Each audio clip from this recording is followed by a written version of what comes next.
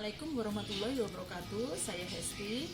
Hari ini saya akan memberikan tips bagaimana membuat taman dengan permasalahan lahan yang bersifat khusus. Nanti akan saya tunjukkan satu persatu ya. Jadi bisa dibilang taman ini adalah taman by accident, tapi kita bisa siasati sehingga menjadi taman yang cukup cantik. Terima kasih, selamat menonton. Jangan lupa subscribe, like, dan komen ya. Terima kasih. Nah teman-teman, kita mulai dari permasalahan taman saya yang pertama ya. Lahan ini adalah lahan yang cukup tandus atau keras sekali untuk dicangkul. Jadi saya mensiasatinya dengan menanam tanaman-tanaman yang cukup kuat untuk ditanam di tanah yang keras dan agak tandus. Nah, pertama saya menanam pohon araria. Nah, ini adalah pohon araria. Dia cukup bisa bertahan di tanah yang cukup keras. Kemudian di belakangnya karena tidak bisa saya tanami, kemudian saya pasang pot yang saya isi dengan tanaman sepatu filum yang cukup besar. Nah, di bawahnya sebagai penutup tanah saya berikan tanaman ini ya, yang berwarna ungu bawahnya. Dia tumbuh juga dengan subur di sini, dan kemudian saya kasih gerabah juga. Saya berikan kadaka sehingga bisa menjuntai dengan cantiknya di sini.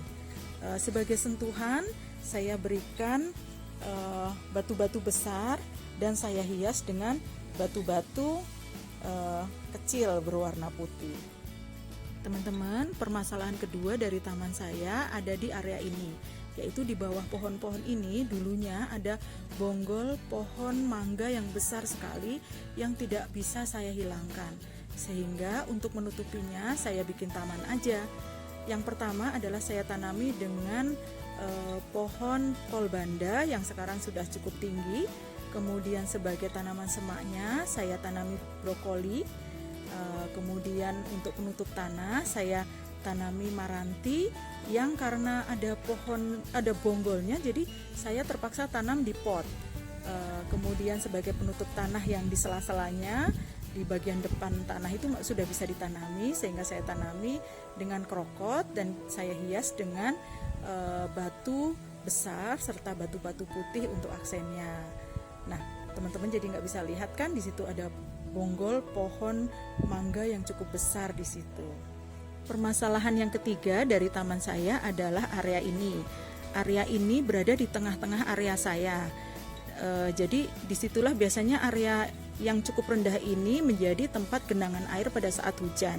Akibatnya area ini menjadi lebih becek ya, seperti itu, dan kemudian rumputnya juga tumbuh lebih cepat dibandingkan dengan area yang lain, sehingga akhirnya saya membuat semacam tempat resapan air di mana saya membuat semacam lubang kecil di bawah batu-batu itu. Saya kasih pasir, kemudian ada batu-batunya sehingga semua air limpahan dari hujan bisa terserap di bawah batu-batu tersebut. Nah, sebagai hiasan di atasnya kita taruh ada gerabah dengan bonsai warna-warni ya.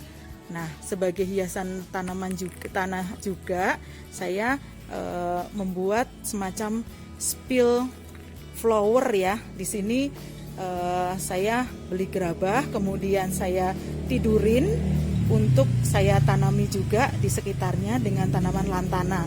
Kebetulan saat ini lantananya sedang tidak berbunga. Kalau pas berbunga bisa cantik sekali. Nanti kapan-kapan kita shoot ya. Untuk permasalahan yang keempat, teman-teman, di area ini adalah jalur air mengalir dari arah taman menuju ke selokan. Jadi kondisinya kadang-kadang begitu lembab ya dan agak becek.